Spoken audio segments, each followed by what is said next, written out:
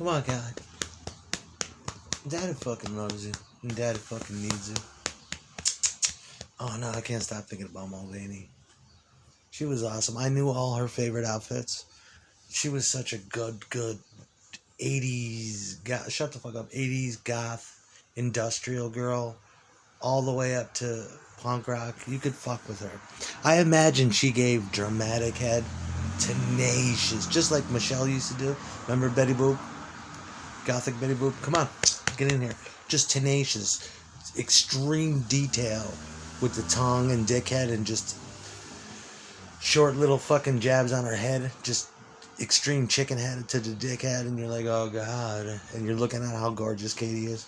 You're like, I can't keep up with this. And then she just goes the entire, all the way down. Manic depression on that dick and make you feel better. All the way down. And then goes back to extreme dickhead detail. I loved Katie. Katie had the most luscious ass. The most picture perfect through clothes. Callie, please get the fuck in here. The most gorgeous, just brown nose. I can't. I'm trying to think of an appropriate word for what it is, but to go up to Katie's old denims and just drag my nose up her ass and be like, oh god, and whip those denims down and eat her fucking Katie pussy. And I loved her hair. And get over here. The knitting cold lady has got her mouth. Get the fuck in here. I ain't fucking with you. The knitting cold lady's got her lips, those most perfect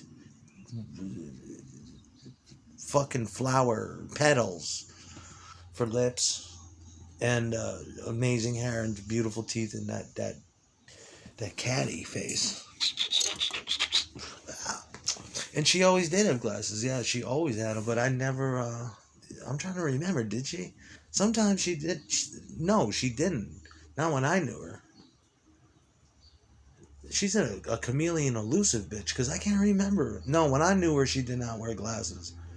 But even when she does, it takes the hot factor to another level. There were many bitches like her, but Katie was unique because she was into all that shit good. I can almost taste that pussy now. Girls like that, you know? Like when Albert met fucking Farrah, you couldn't control him. He stepped into a whole new personality. He became Jerry Lee Lewis. He stepped in. He's like, "Hello, darling," like Johnny Cash. I'll never forget it. That's what happened in '96. She was coming to the back of Orion's head shop, and we was about to rehearse, and she came down to see what I was doing. She had her Rancid t-shirt on, and I said, "Albert, I'd like you to meet my girl." Albert didn't know I was dating Farrah, and then I had dated her and plastered that Turkish pussy for 5 years. And he immediately lost. He went into a whole different motherfucker. He put out his hand, did a little curtsy bow, and he said, "Hello, darling." And I couldn't believe it. I rolled my eyes in the back of my head and turned around and did a step. I'm like, what the fuck is this? I'm like, Albert, this is my prom girlfriend. This is my high school girlfriend here.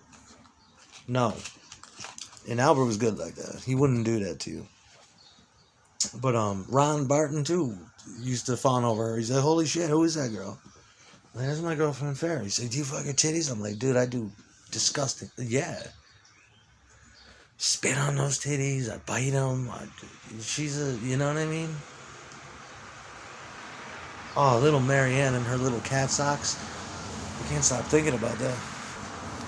But in '96, yeah, Ted was just coming off. He was back for a while. He was back for he was letting on, and he predicted the death of Cobain and Lane Staley. He's like, I don't want. You could hear it. He came back with different music. He's like, I don't want to. He wouldn't say it, but you could tell through his music that I don't want to be at college anymore. And I was too young to understand that. But when he came back, we were writing extremely strange music. And if you heard it, you could fill in the gaps of what the fuck it was. A lot of it was gospel, ragtime-based Ray Charles, jangles, in a Tin Pan Alley kind of fucking way, brill building sort of way. Like in that year, we had With This Gun, which is Clyde It was an echo of Clyde McFatters and the Platters. With This Ring, we had With This Gun, which I'm really proud of. That was extremely Jerry Lee too, ragtime ditty. I mean, basically. Southern, your music's from another time, they said to us when we submitted these demos. And that's what they said to us. Your music is from another time. And we didn't know if it was good or bad, but it was good. They said whoever your singer, whoever's writing this shit, it's from another time. I took it as extreme praise. We had Martian Code in that year, which was another thing. It was like a Monkeys Valerie thing slash. We had Wood and Nickels in that year as well. We had Hollywood and Ashes, which had a different title. And we had these weird fucking songs that were reminiscent of different eras. And all those recordings are lost. I still know all that shit in my head. I used to sit down at my melody gram, just like Jerry Lee, on a 44 key fucking Tom Thumb upright piano. And I used to tune the piano myself, and I would just learn those. You know, this turn over here, this is a 145 turnaround. This is a you know, and just auditioning shit to my girlfriend while she was making coffee in the morning. But I'm glad Ted came back. He was good. He just did not want to do that. Neither did Tim. I mean, it's just not. They want to play music. You know what I mean? Ted is extremely important to me. It's my number one motherfucker in my life. I mean, him and like, you know. But when you split RP, and I went to school with RP, I met him when I was 11. Nick, it's just you split them up. It you know. In the end, Ted remembers all those birds. Yeah. I'm always spraying big jugs. And that's what I'll always do. You know?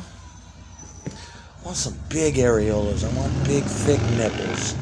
I want thick nipples that you can pinch like fucking thimbles. You know what I mean? You can bite those fucking nipples. Big areola. I want those too. And just dump balls all over big areolas and thick nipples.